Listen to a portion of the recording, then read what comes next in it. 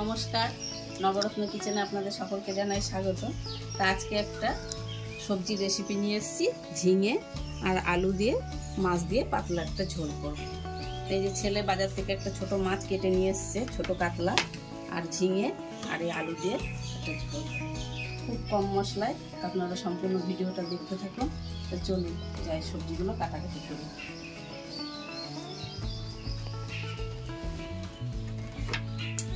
এখন ঝিঙেগুলো এরকম ছুলে তারপরে কেটে নেব। আমি এটা দিয়ে ছুলে নিচ্ছি, বটি দিয়ে ছুললে পরে অনেক খোসা চলে যাবে। আমার ঝিঙেগুলো ছোলা হয়ে গেছে, আমি এবার কেটে নেব।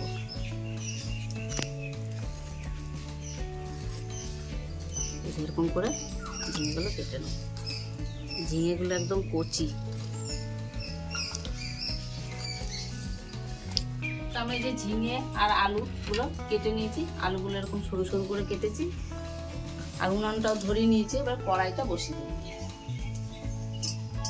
তো কড়াইটা গরম হতে থাকুক, ততক্ষণ আমি মাছে নুন হলুদ মাখিয়ে নেব।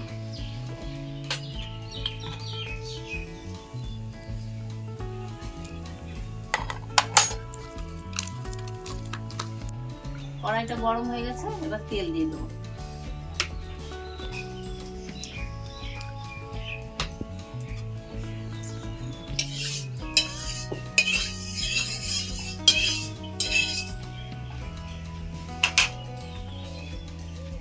তেলটা গরম হয়ে গেছে, এবার মাছগুলো আমি একে একে দিয়ে দেব।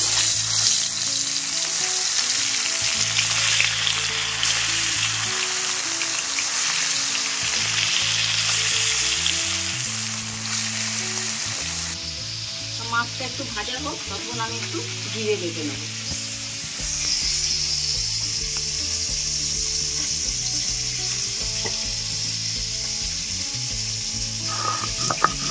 আমি তরকারিতে শুধু জিরে বাটাই দেবো, আর কিছু দেবো না। মাছগুলো আবার ভাজা হয়ে গেছে লাল লাল করে, আবার আমি মাছগুলো তুলে নেব।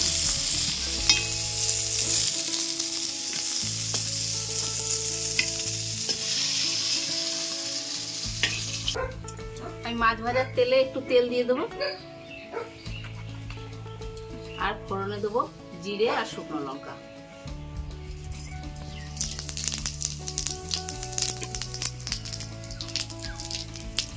এরপরে যে কেটে রেখেছিলাম আলুটা দিয়ে দেবো।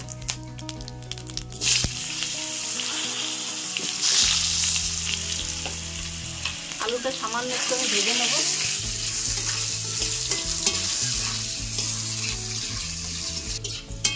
আলুটা একটু আমি ভেজে নিয়েছি, এবার ঝিঙেগুলো দিয়ে দেবো।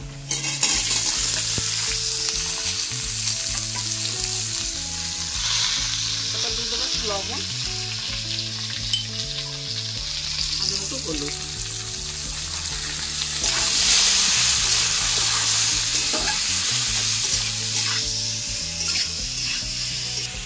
আমি এই যে জিরেটা বেটে রেখেছিলাম, এই জিরে বাটাটা দিয়ে দেবো।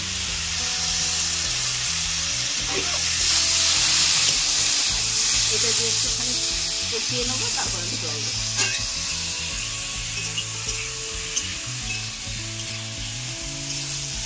জিরে বাটা দিয়ে একটু কষানো হয়ে গেছে, এবার আমি জল দিয়ে দেবো।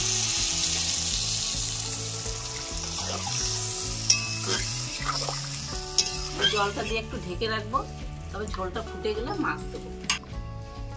আমি কটা চেরা কাঁচা লঙ্কা দিয়ে দেবো। এবার কিছুক্ষণ ঢেকে রাখবো। আমি ঢাকাটা খুলে এবার মাছগুলো দিয়ে দেবো।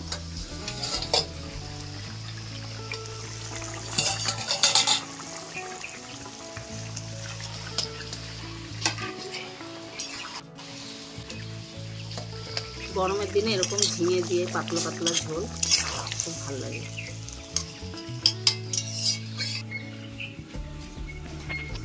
এবার ঢাকাটা খুলে দেখি। আমার ঝিঙে দিয়ে আলু দিয়ে মাছের ঝোল হয়ে গেছে, আমি এবার ঢেলে নেব।